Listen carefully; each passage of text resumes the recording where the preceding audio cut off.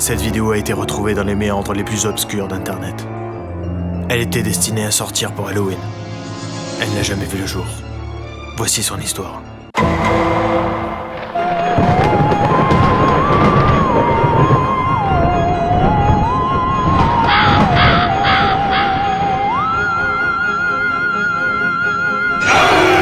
C'est bon? Tu flippes?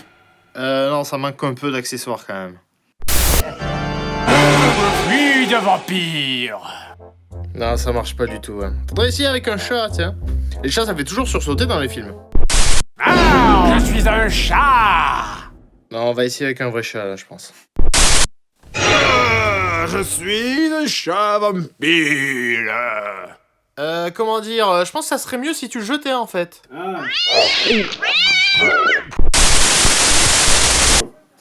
Bon, ok, on va passer au test du jeu. Maintenant, t'es vraiment sûr que tu veux faire le making-of maintenant, là, vraiment, parce que... Ouais, non, mais ça va être cool. Ça fait longtemps que les gens ils demandent un making-of. Ça va être mais- sympa. Oh mon dieu! Ouais, c'était quoi? Il y avait un truc juste ici, là, tu l'as vu? Non. Mais si, Bon, laisse tomber. Et salut tout le monde, c'est Halloween! Et qui dit Halloween dit la fête des morts. Portez des fleurs sur la tombe de vos ancêtres, là, plutôt que de sortir habillés comme des bouffons pour avoir des bonbons, là. Ils fêtent la Saint-Jean aux États-Unis? Eh ben non, et voilà. Et leur café? Dégueulasse! Dégueulasse! Ouais, je pense qu'on va la refaire. Salut tout le monde, Halloween, c'est trop cool! Et pour fêter ça, cette semaine, on va s'intéresser à un jeu d'horreur, Nightmare Circus sur Mega Drive, développé par Funcom, qui récemment sont surtout connus pour des MMO comme Age of Conan ou Secret World. Le jeu d'abord annulé dans un premier temps a finalement vu le jour fin 95, soit un an après la sortie de la Saturn et de la PlayStation. Du coup, on n'a même pas là un jeu qui est en fin de vie de la Mega Drive, on a littéralement un jeu qui est sorti un an après sa mort. Et au Brésil, uniquement. Même si c'est un peu un raccourci de dire ça, parce que les consoles Sega ont survécu là-bas bien plus longtemps qu'en Europe. C'est aussi pour ça qu'il y a que là-bas qu'on trouve des Mega Drive 4 ou des Master System 3. Donc le jeu commence, et le scénario, on s'en branle. T'as même pas une ligne de texte, hein. T'es un indien qui peut ramasser des âmes et qui se bat contre des fantômes dans un cirque qui est visiblement habité par le diable. Donc bon, effectivement, il a l'air de se passer des trucs. Mais non, hey, on s'en fout, le jeu commence comme ça, directement, au milieu de nulle part. Commencer les histoires par le début, c'est bon pour les vieux cons. Papa, tu me racontes une histoire? Bien sûr, ma chérie. Il était une fois... Des explosions! Ah! Il y a des ninjas qui arrivent et des robots qui détruisent la ville! Pff, ça explose de partout! Ah! Bon allez, je suppose que l'histoire doit se trouver dans le livret. En portugais, évidemment. Quechua, mon fidèle Sherpa urbain, tu peux me traduire ça? Oh merde, t'es pas portugais? Ah, je suis désolé, enfin, je suis décholèche! Bon, à la limite, on va dire qu'on s'en fout du scénario, mais au moins essayez de faire semblant, rattrapez-vous sur le jeu, je sais pas, quoi. Quand on développe des jeux, on n'est pas censé, au minimum, aimer les jeux, enfin, ou aimer les enfants, ou... je sais pas, au minimum, ne pas les détester. Putain, mais t'appelles ça comment quand tu lances un niveau et que le jeu te jette comme ça, directement dans le feu, instantanément? Putain! Putain, mais relève-toi, mais tu me fais quoi, là? Du hip-hop? Putain, mais j'ai commencé le niveau depuis 4 secondes, j'ai déjà plus de vie, enfin. Ok, non, stop, on va arrêter de rigoler 2 secondes, là, je demande l'arbitrage vidéo. Regardez ce début de niveau. Voilà, la fin du fondu enchaîné du début de niveau. Je passe à travers la première plateforme. Voilà, là, j'atterris sur la deuxième plateforme, mais j'ai toujours pas le contrôle de mon perso, parce qu'il faut le temps que l'animation où il se relève se joue. Voilà, là, je retrouve le contrôle de mon perso. Regardez la distance qui me sépare entre moi et les flammes. Allez, maintenant je remets en temps réel. La putain de toi, c'est comme si Mario commençait comme ça. Mais putain, mais vous pouvez pas y aller doucement pour commencer? Ça existe pas au Brésil, le concept de courbe de difficulté? Salut les enfants, aujourd'hui c'est votre premier cours de Free Fight, alors il y a des volontaires? T'es courageuse, Isabella? Ah, ta garde! Bon, ok, stop. Visiblement, toi et moi, le jeu, là, on n'est pas parti du bon pied, donc on va se calmer. Je suis zen, ça va bien, et on va prendre 2 secondes pour apprendre les contrôles du jeu. On a A pour le pied, B pour le poing et C pour la garde. Et A plus B pour le cri, B plus C pour le dragon, A plus C pour le double kick. Et bas plus A sans laisser bas appuyer, ça fait balayette. Bas plus B sans bas enfoncé, ça fait coup de poing au sol, parce que si j'appuie, ça fait des pompes. Et bas plus A plus B, ça fait coup arrière du pied au sol. Bas plus avant, sans laisser bas enfoncé, appuyé, plus B, ça fait coup de tête au sol. Et Bas plus C, ça fait garde basse. O plus A plus B, ça sert à s'accrocher aux échelles. O puis bas, ça fait coup de pied en l'air au sol. B plus C plus avant plus relâché plus C plus A, ça fait salto aérien. Et c'est tout. Maintenant que je connais les commandes, là, ça va devenir sérieux. Là, c'est l'heure de la vengeance! La vengeance!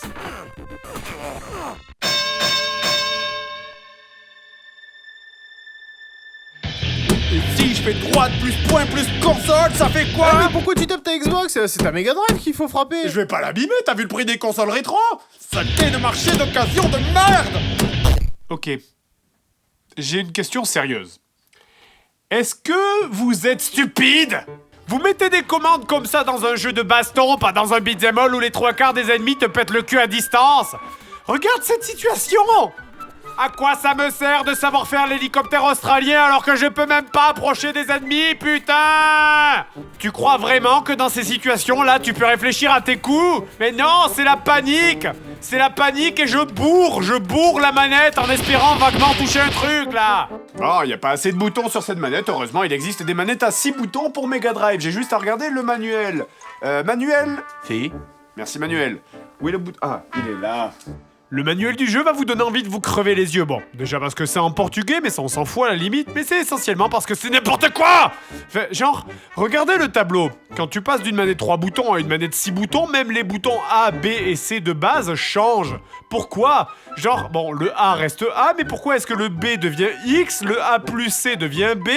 Enfin, je veux dire, les boutons A, B et C sont communs aux deux manettes. Si t'as des boutons en plus, tu les ajoutes sur les putains d'autres boutons, tu t'amuses pas à tout changer pour le plaisir. Et je te parlerai même pas de la bonne idée d'avoir foutu une commande A plus C. Hein. Faut vraiment jamais avoir touché une manette de Mega Drive, faut penser que c'est possible. Alors vous allez me dire, c'est qu'un détail, mais ça s'arrête pas là. Il y a d'autres pages, regarde, il y a des contrôles différents selon les niveaux. Là, cette page, c'est les commandes de la partie 2 du niveau 1. Regarde cette équation qu'on dirait une fatality de Mortal Kombat. Autant appuyer du plat de la main sur la manette, ce sera plus simple. Il y a 4 pages de commandes de boutons en portugais. Non mais c'est ridicule, même la manette 6 boutons, il y a pas assez de boutons dessus, putain, bah. Seb, passe-moi le Juggernaut.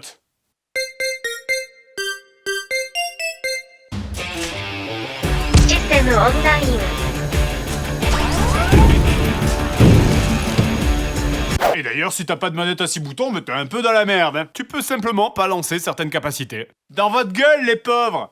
Bon, donc on va revenir au niveau. Vous en avez 4. Celui avec les singes immortels, celui avec le fond qui fait saigner les yeux, celui avec la montagne russe qui fait ramer la console, et celui où on voit les âmes des joueurs qui se suicident. Donc revenons à celui avec la grande roue. Et est-ce que je vous ai mentionné le fait que vous perdez de la vie en permanence dans ce niveau? Bah oui, je suppose que c'est la chaleur des flammes ou alors un cancer du cul fulgurant, mais en tout cas, votre perso perd lentement de la vie sans aucune raison. Donc, je résume. Vous commencez ce niveau instantanément, les pieds dans un feu magique qui vous transforme en mec bourré, incapable de se relever, vous empêchant de remonter sur la plateforme. Une fois que vous arrivez à remonter sur les plateformes, des ennemis apparaissent au milieu de n'importe où dans des petits nuages comme s'ils avaient le pouvoir des bisounours, tandis que d'autres ennemis enflammés tombent du ciel sur votre gueule sans aucun moyen de les éviter, puisque la caméra du jeu s'est dit que c'était plus intéressant de filmer Geronimo se gratter le cuir chevelu sur le haut du scrolling de la caméra, plutôt que de vous montrer le haut de l'écran pour éviter les ennemis. Connard! Et en plus, vous avez rajouté à tout ça le fait de perdre de la vie gratuitement sans rien faire. Sachant qu'en plus le jeu ne dispose d'aucun véritable moyen de regagner de la vie, sachant que la vie ne remonte pas entre chaque niveau, sachant que ce jeu ne dispose que d'une seule et unique vie, sachant que ce jeu ne dispose d'aucun continu.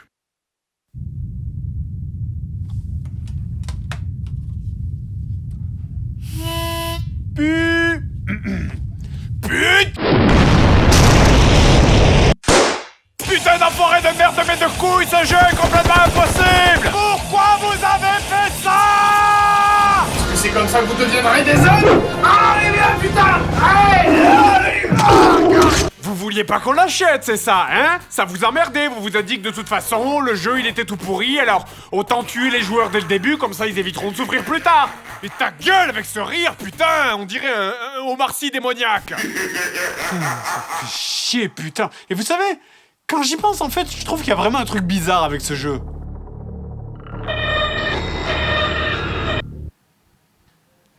C'est vrai, je trouve aussi. c'est que le niveau de la roue n'est même pas le pire niveau. On va passer à celui du labyrinthe maintenant. Donc, premier truc cool, quand on appuie sur bas, des fois on se baisse et des fois on fait tourner la caméra comme ça. Voilà, c'est cool, j'ai le même bouton qui fait 2 commandes différentes, ça commence bien. Et évidemment, le niveau est rempli d'ennemis au sol. Allez, mais baisse-toi, tourne pas la putain de caméra. Mais regarde ça! Je peux pas me baisser dès que je suis au milieu de la pièce et que j'appuie sur bas, il fait tourner la pièce. Putain, et du coup, pour me baisser, je suis obligé d'aller sur les bords. Et regarde les combats que ça donne, t'es ridicule. Tu pues la merde, mec. Tu pues la merde.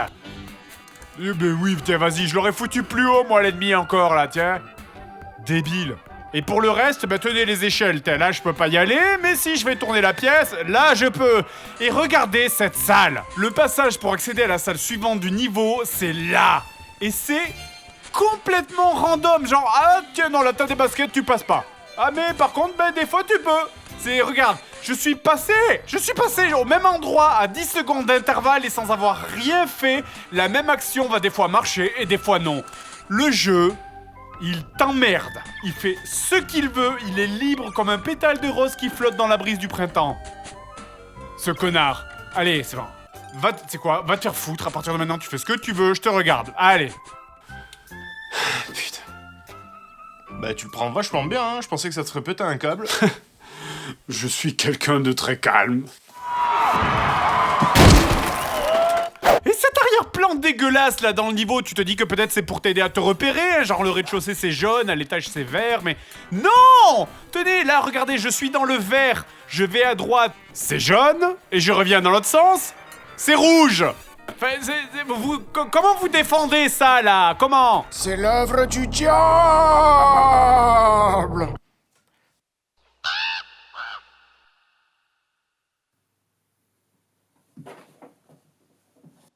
Bon, je vais passer sur la deuxième partie de ce niveau qui vous emmène dans un monde de miroirs, hein. Vous vous souvenez de tout le blabla que j'ai fait sur les 2 millions de contrôles à apprendre? Et ben, dans le monde de miroirs, tous les contrôles sont inversés.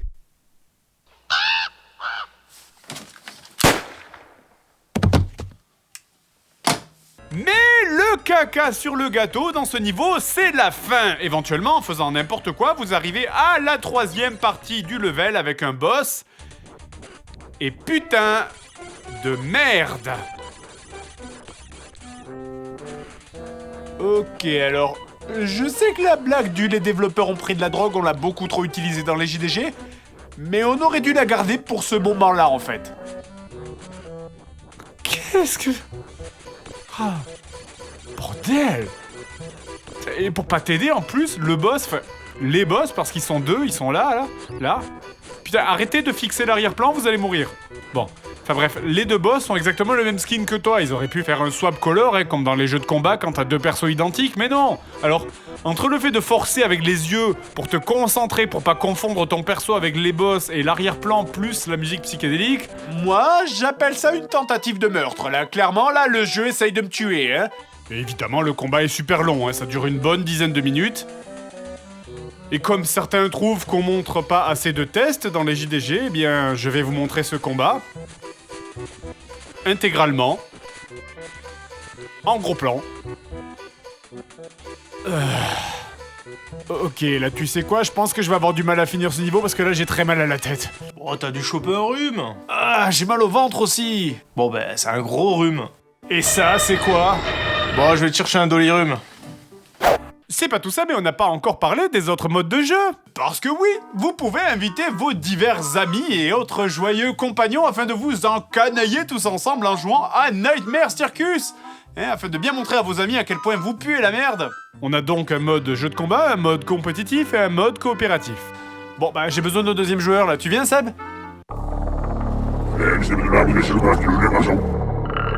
Vous avez le mode coopératif en premier qui met à genoux la console. Regarde comme ça rame, putain, on a l'impression que les persos ils sont sur la lune, quoi. Alors qu'il y a 4 pauvres sprites en plus. Ah bah oui, tiens, et on voit bien que ça a été profondément étudié pour aussi, hein, le gameplay. Oups. Vous sentez là tout le dilemme de la caméra qui ne sait plus quel joueur suivre et qui du coup décide de bloquer tout le monde. Et cela dit, y a rien de plus drôle quand on est plein de garçons enfermés dans une petite pièce que de faire un bon jeu de combat. Et ça tombe bien parce qu'il y a aussi un mode jeu de baston. Tout le truc intéressant de ce mode de jeu, c'est qu'on peut aussi jouer les ennemis, regardez. Dans les arènes de combat les mieux designées du monde, hein, évidemment. Franchement, est-ce que c'est pas le meilleur jeu de combat de l'univers? Je joue un personnage cloué au sol. Je ne peux pas bouger, je ne peux pas me déplacer. Et on est tous les deux cachés derrière le décor. C'est totalement expérimental. Ah, attends, là j'ai gagné, la musique se coupe. Oh là, l'austérité de cette victoire. Y a pas de son, y a pas de musique, rien. C'est vraiment la crise. Non mais c'est incroyable. Ce mode de jeu a autant d'intérêt que de fixer du regard une tache de merde collée sur un mur. J'ai même essayé de jouer contre l'ordinateur, mais il ne veut pas. Il se suicide. La Mega Drive préfère la mort plutôt que de jouer à ce truc. Ils ont réussi à faire le pire jeu de combat du monde dans le pire jeu d'action du monde. Vous savez ce que j'ai envie de leur dire aux développeurs? Oh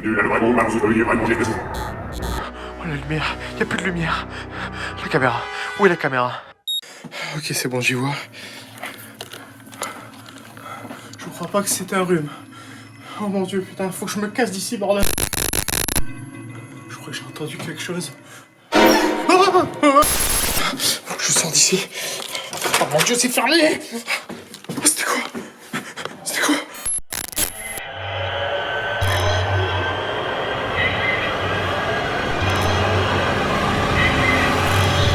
Oh mon dieu, un fantôme! Bonjour. Dites, vous savez par où c'est la sortie? Est-ce que je sais pas ce que je fous là, moi? Oh mon dieu, le caméo! Oh mon dieu, une cabane perdue dans les bois! Je suis sauvé!